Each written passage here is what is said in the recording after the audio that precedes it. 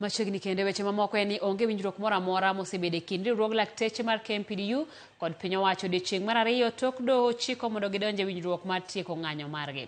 KMPDU noromo kod migawo mar thieth kod riwruog Governors tok wach ni gilosi mopogore kaluwore kod gik ma gidwaro kuom jokanyo ariyogo. We are not in the tunnel yet. Once you get to the tunnel, you know, but this sets forth the momentum that we seek. And when things meet the grid, we will be able to close this matter sooner than you think.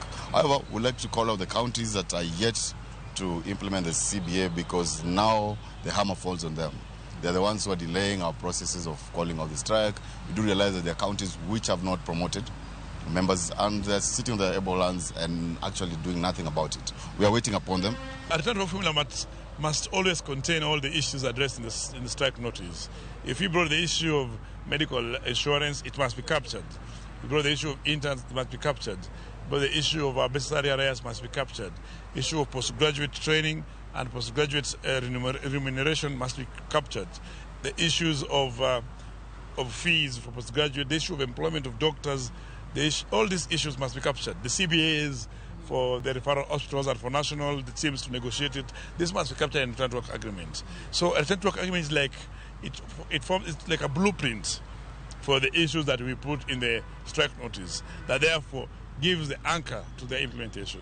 The internship issue, we have packed it, albeit briefly, because there's a court order that came out and was served last evening that the judge had stayed the illegal and irregular ASRC circular, so it has been stayed.